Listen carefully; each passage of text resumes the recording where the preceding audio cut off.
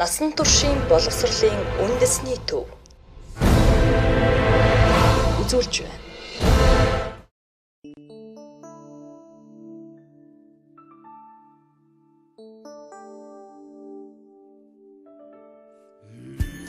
Идэр залуу 20 жилийнхээ түүхийг бичиж байгаа насан туршийн боловсролын үндэсний төв нь өдгөө 21 аймаг, 9 дүүрэг, 330 суманд төв нэгжтэйгээр үйл ажиллагаагаа явуулж байна. Төв нэгж бүрийн ард иргэдэд хүрч үйлчлэх их үйс цаг наргүй амрах завгүй өрнөдөг юм аа. Тэдгээрээс Мандах наран зүгийн нутаг Сүхбаатар аймгийн насан туршийн боловсролын төвийн үйл ажиллагаа хийсэн бүтээсэн их анчлыг онцолж байна. Бус насан туршийн боловсрол төв нь аймгийн засаг даргын А-дар 2013-ны А-дар 461 тооцох хэмжээр Албан бус насан туршийн боловсрол төвийг шинээр хуучин гээрэл төвүүдийг Албан бус насан туршийн боловсролыг нэгж болгон зохион байгуулсан байгаа. Насан туршийн боловсрол төв нэгж нь сум 13 сум нэгжид 23 багш албан хаагч орон тоотоогоор Сүхбаатар аймгийн хэмжээнд үйл ажиллагаа зохион байгуулж байгаа. Төв нь суман дахь насан туршийн боловсролын нэгжийг мэдээлэл арга зүйн удирдлагаар хангах, орон нутаг дахь насан туршийн боловсролын хөтөлбөр боловсруулж сургалт явуулах, судалгаа хийх, төрийн болон төрийн бус байгууллага, дотоод гадаадын төсөл хөтөлбөрүүдийн үйл ажиллагааг насан туршийн боловсролын хүрээнд зохицуулах, иргэдэд тасралтгүй боловсролын үйлчилгээ үзүүлэх зорилготой боловсрол сургалтын байгууллага юм. Нэгж нь тухайн орон нутгийн иргэдийн тасралтгүй боловсролын хэрэгцээг тодорхойлох, орон нутаг дахь төрийн болон төрийн бус байгууллага, дотоод гадаадын төсөл хөтөлбөрүүдийн үйл ажиллагааг насан туршийн боловсролын хүрээнд зохицуулах, мэдээллээр хангах, иргэдэд тасралтгүй боловсролын үйлчилгээ үзүүлэх зорилготой сургалтын байгууллага мөн. Албан бус насан туршийн боловсрол төв нь дүйцсэн хөтөлбөрийн холимог бүлгийн сургалт, насан туршийн боловсролын үндсэн 5 чиглэлийн агуулгын хүрээнд үйл ажиллагаа явуулдаг боловсрол сургалтын байгууллага юм.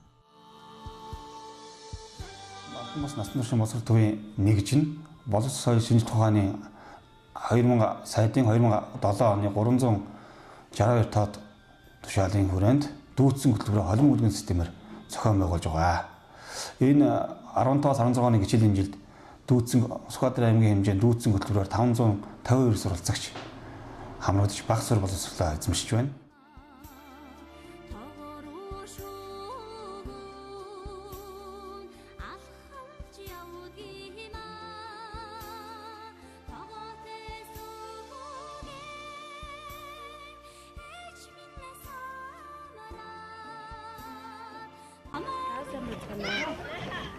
Намайг насан туршийн багш зөвхөн насан туршийн боловсролд 7 дахь жилдээ ажиллаж байна. 10 сарын дүүцэг ангид дан ажилладаг. Манай сурвалжлагчдын дээр маань баярт бас сургуулийн сурвалжлагчид нэмж суралцдаг байгаа. За танхимдаа 20 сурвалжлаж суралцдаг. Дүүцний хичээлүүд ард хүндрэлтэй асуудлууд маш их гардаг. Төвшингийн хүүхдүүд ирдэг.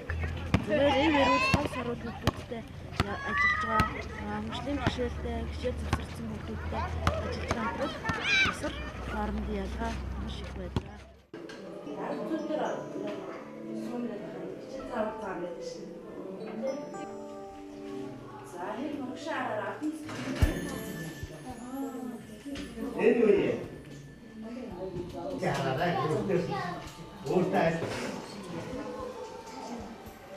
Ямар олон номер сурсан бэ?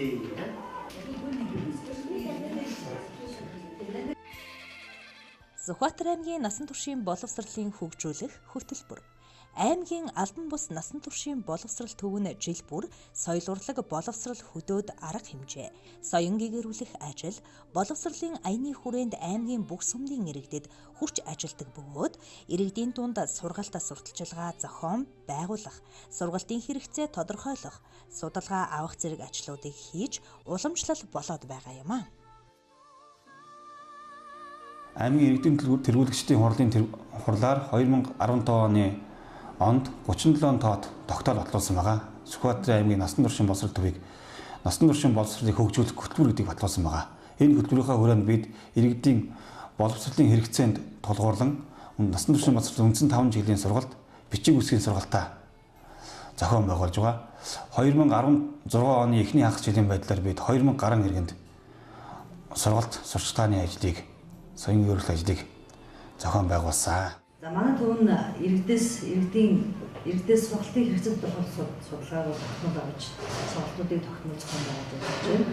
За мөн дээрээс нь төрийн болон юунс байгууллагаас сургалтын хэрэгцээ тодорхойлох судалгааг хэмжээний сарн авч за сургалтыг хамтран зохион байгуулах, хамтран төрийн албан хаагчид сургалтыг бас хэрэгслээр зохион байгуулж ажиллаж байна. За мөн баруун сумын багийн засаг даргаас бид иргэдрүү чиглэсэн сургалтын саналыг авч багийн зорилт бүлгийн иргэдэд сургалтуудыг тогтмол зохион байгуулж ажиллаж байна.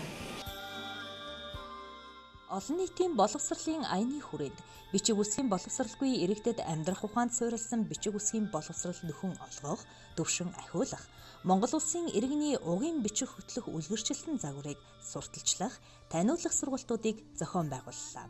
Аяны хүрээнд нийт 40 гаруй иргэдийн бичиг үсгийн чадварын төвшин тогтоох шалгалтыг өөрсдийн хүсэл сонирхол тулгуурлан авч, үүнээс 26 иргэн амжилттай шалгагдан бичиг үсэг их мэдгч үнэлгээ авч, бичиг үсгийн боловсралтай иргэн батламж гардан авлаа.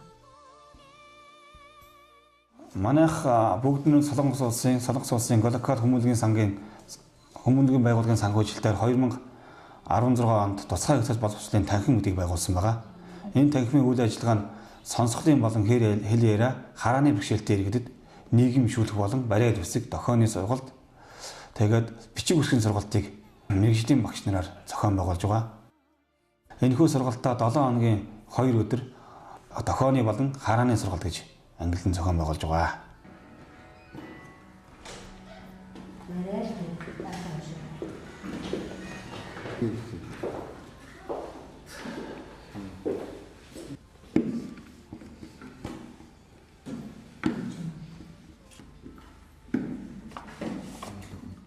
Тусгай хэрэгцээт боловсрал. Сүхбаатар аймгийн хэмжээнд хөгжлийн бэрхшээлтэй иргэдийн судалгааг гарган нэгтгэснээс хөгжлийн бэрхшээлтэй хүүхдийн тоо 170, насанд хүрэгчдийн тоо 2492, нийт 2662 иргэн. Үүнээс эрэгтэй 1534, эмэгтэй 1128 байна.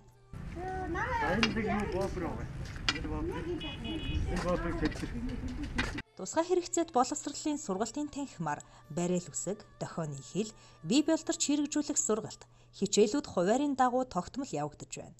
Сургалтанд баруун урт сумын харааны, хэл ярианы болон сонсголын бэрхшээлтэй 35-аас 40 орчим иргэд тогтмол хамрагдан суралцдаг. Мөн жил бүр хөгжлийн бэрхшээлтэй иргэдийн чуулган амжилттай зохион байгуулж байна.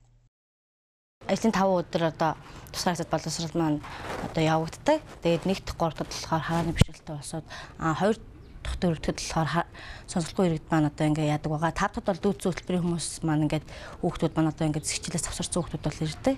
За хараагүй иргэд маань бол барил үсгээрээ бол дандаа хичээллээд явдаг. Тэгээд бол Facebook, Twitter тэгээд онцлогоор сонин сэдв бүгдийг бол ингээд уншаад олоод мэдчихдэг. Манай сонсохгүй иргэд маань болохоор сонсч чадахгүй байгаа болохоор зүгээр хараагаараа хардаг болохоор бүх мэдээллийг болохоор яг бичгээр хардаг. Тэгээ яг тохионыхаа хэлээр үндсэн тохионы хэлээрээ л яг юмыг ойлгодог. Тэгээд үндсэн багшаараа л тохионыхаа хэлний багшаараа л бүх мэдээллийг авдаг. Гар утас Twitter бүх юмыг бол зүгээр орж мэднэ. Тэгээд зарим нь бол бүр мэдэхгүй босож ч их би тэрэндээ бол тэгэл хүрэх талаас нь илүү даваа ажилдаг да. Игэлжирийн малчны хүү, эх орны манаанд буйд сэргэр, хөгжлийн бэрхшээлтэй иргэд бичиг үсэг тайлагдаагүй хинч байсан Монгол орны 4 зүг 8 зохист оршин буй насан туршийн боловсролын төвүүдийн үүд хаалга нээлттэй байдаг үлээ. Мандах наран зүг ард иргэддээ үйл ажиллагаагаа хүргэж байгаа Сүхбаатар аймгийн насан туршийн боловсролын төвийн хамт олондоо амжилт хүсье.